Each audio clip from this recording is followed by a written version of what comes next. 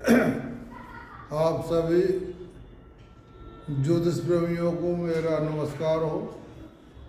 आज मैं आपको प्रश्न कुंडली के बारे में बताऊंगा कि प्रश्न कुंडली से कैसे क्या देखते हैं, उसके नियम बताऊंगा।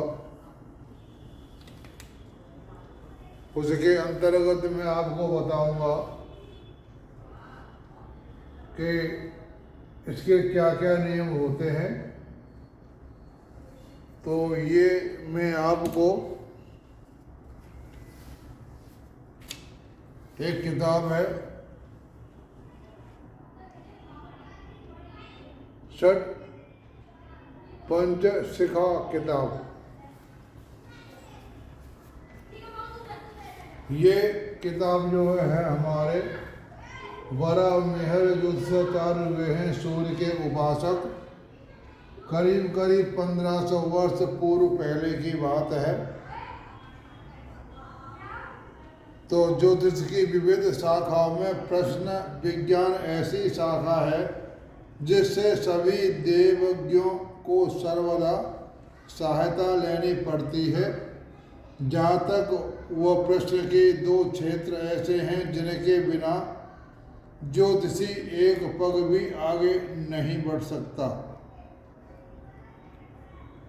आचार्य वराहमिहिर के पुत्र पृथुयशा की त्रिस्कंद ज्योतिष का ज्ञान पारिवारिक परंपरा से प्राप्त था।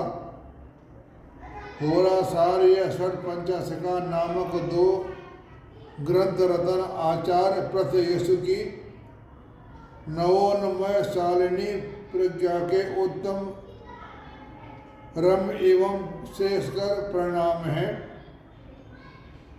पृथुयशु वराहमिहिर के पुत्र हैं। तो यह एकमात्र सबके प्राचीन उपलब्ध प्रश्न ग्रंथ है। यह आर्य संपत्ति एवं प्रश्न विद्या के दो ग्रंथ ही इसकी सफलता के प्रतीत होते हैं, क्योंकि ये विशुद्ध भारतीय पद्धति जो ऋषि संपत्ति में प्रतीत होते हैं, क्योंकि वे भी विशुद्ध भारतीय पद्धति के ऋषि सम्मत एवं प्राचीन प्रश्न लगन या अंकुणकार पद्धति पर ही आधारित है। इन प्रश्न ग्रंथों में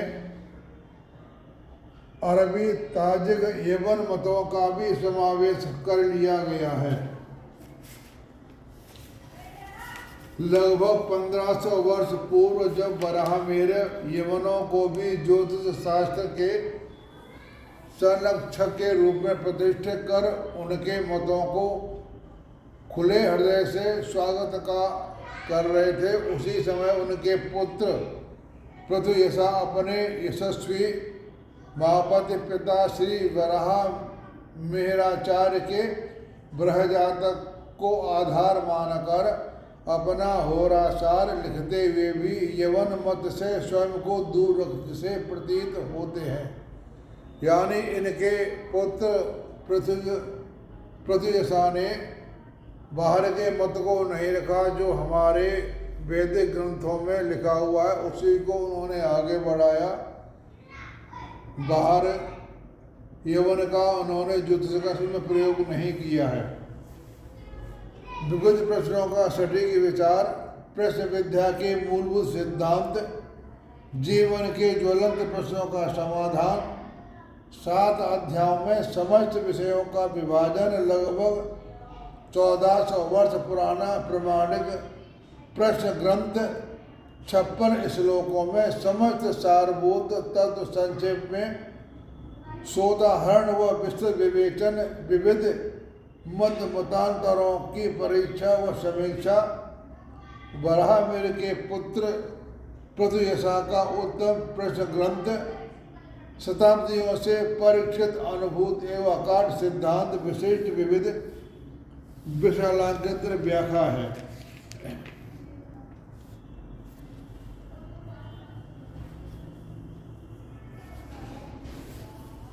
अतः प्रत्युष भी अपने पिता के समान सूर्योपासक ही हैं। इनके पिता ने ज्योतिष जो सीखी है, सूर्य के उपासक थे।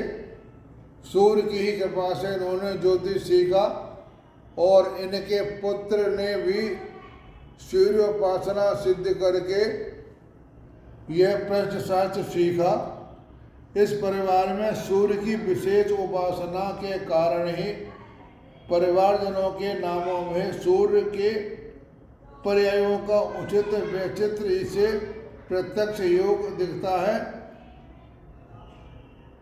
आदित्य, सूर्य, स्वयं वराहमिहिर के नामों से इस प्रश्न का यह बात है, यानी हमारे ज्योतिष के प्रमुख दाता सूर्य भगवान हैं।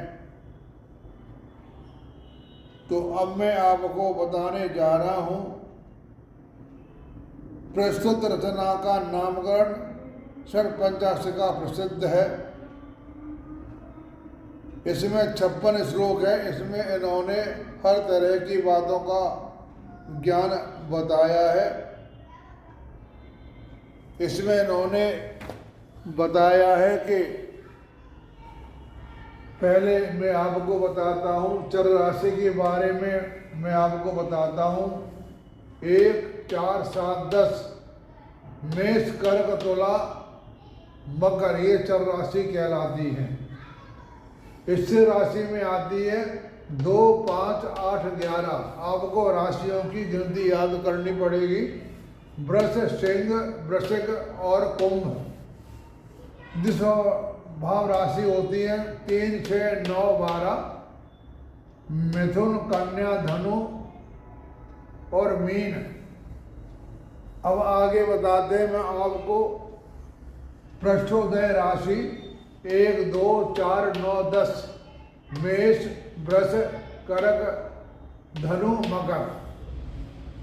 और शीर्षोदय राशियां हैं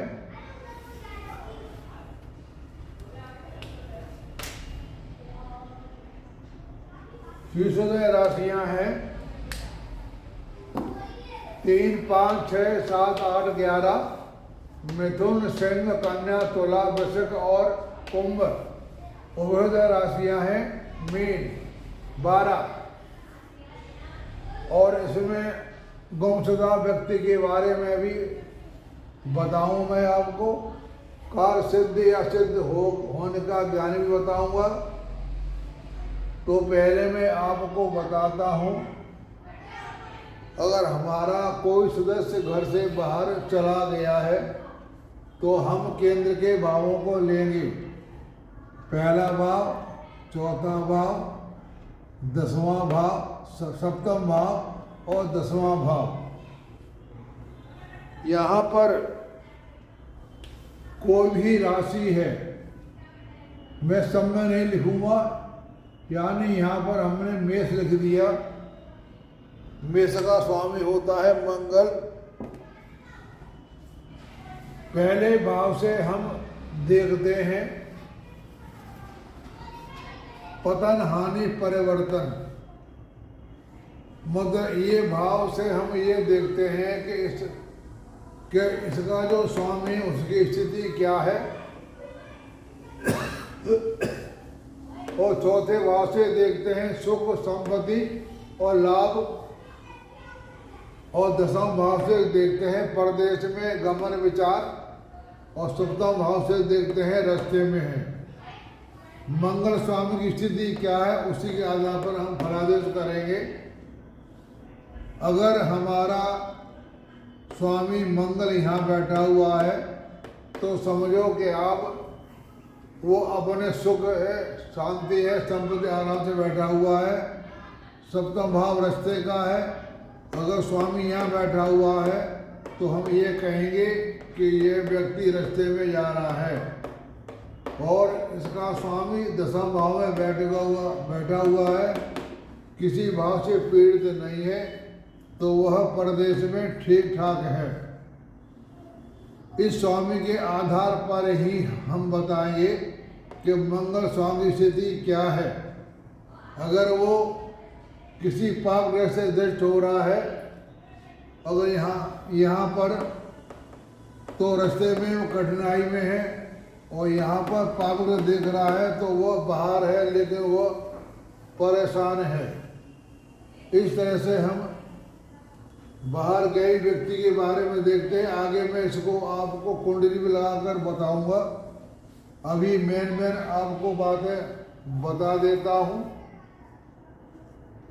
चर राशि अगर यहाँ पर है, इसमें 1, 4, 7, 10 चर राशि है, तो आप ये कहेंगे कि इसमें परिवर्तन का योग है, यानी इस जातक के बारे में आगे जो है वो चलायमान है, आगे वो ठीक ठाक है। और स्थिर राशि है यहाँ पर, तो हम कहेंगे कि घर से व्यक्ति गया ही नहीं है। अगर यहाँ 2, 5, 8, 11 राशि होगी, कोई व्यक्ति गुम हो गया है, तो हम उससे कहेंगे कि व्यक्ति घर से गया नहीं है, वो जहाँ पर है वहीं पर है। और दूसरा राशि में अगर यहाँ है 3, 6, 9, 12, इस जो राशि होती है ये आना कहानी करती है, कभी हाँ कभी ना, कभी हाँ कभी ना। तो ये 3 राशियों के बारे में मैंने आपको बता दिया। अब बताते हैं कार्य सिद्धि व असिद्धि का ज्ञान। ये हमारा केंद्र भाव है। अगर यहाँ इस लगन में 3, 5, 6, 7, 8, 11 राशि हैं, तो समझो कि ये आपका काम हो जाएगा। कोई भी प्रश्न करता है, पूछता है कि मेरा काम ये होगा कि नहीं। अगर लगन में 3, 5, 6, 7, 8, 11 राशि होती है तो आपका काम हो जाएगा, होने की संभावना पूरी है। अगर प्रतिशत राशियां हैं 1, 2, 4, 9, 10, तो काम तो होगा, बहुत टाइम लगेगा। अगर मीन राशि है तो आपका काम नहीं होना है। ये इन राशियों का प्रभाव होता है लगन में। तो ये मैंने आपको बता दिया कि प्रश्न लगन में पतन हानि और स्थान परिवर्तन का बताया है। चौथे भाव में इससे उल्टा कर दो, विपरीत कर दो, सुख संपत्ति लाभ।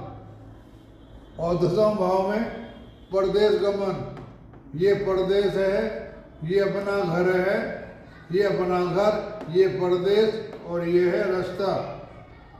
सप्तम स्थान में ग्रह है तो रास्ते में है, 10वें भाव में है तो परदेश में है, चौथे भाव में है तो अपने घर पर ही है।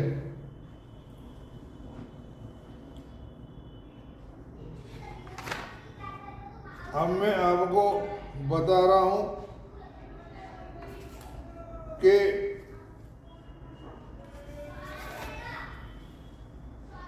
भाव के बराबर का ज्ञान।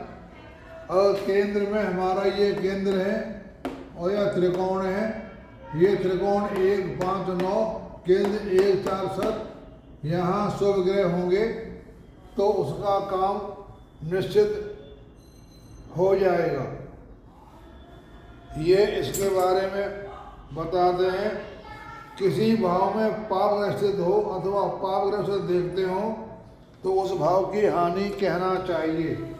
हमारा कोई भी भाव है 1, 4, 7, 10, 5, 9, इनमें पाप ग्रह का अगर बैठा है या दृष्टि है तो वो उसको हानि बतलाता है।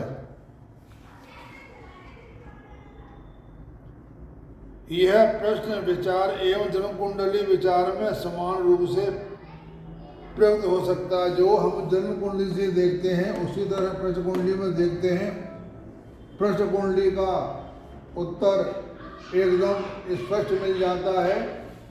अंतर ये है सिर्फ प्रश्न कुंडली में 1 साल तक के हम बारे में बता सकते हैं और जन्म कुंडली से उसके पूरे जीवन के बारे में बता सकते हैं।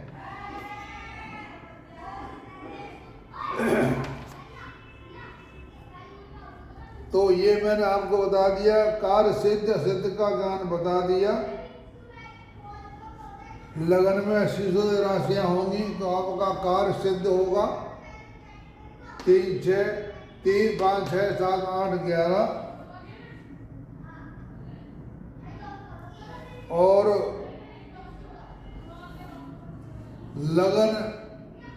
लगनेश यानी किसी घर का स्वामी अपने घर को देख रहा है, उस भाव को हम बलवान कहेंगे, यानी वो भाव ठीक है। तो हम बलाबल का निर्णय हम ऐसे लेंगे, ग्रह अपनी राशि में हो, मूल त्रिकोण में हो तो वह भाव बलवान माना जाता है।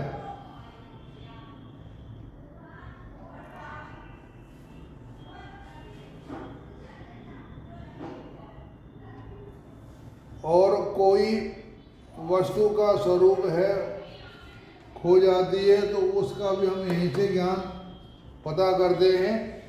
ये भी बात मैं आपको आगे चल करके बताऊंगा। अभी मैंने आपको यह बता दिया है कि प्रजकुंडली के नियम क्या होते हैं और कैसे देखे जाते हैं। कोई भी ग्रह अपने स्वभाव को नहीं छोड़ता। पाप ग्रह अगर 1, 4, 7, 10, 5, 9 में बैठ जाए तो अपना पाप का प्रभाव छोड़ देते हैं, और शुभ ग्रह यहाँ बैठ जाए तो अपना फल अच्छा बताते हैं। शुभ ग्रह यहाँ बैठे तो वो अपना शुभता को छोड़ देते हैं। यह एक खास नियम है।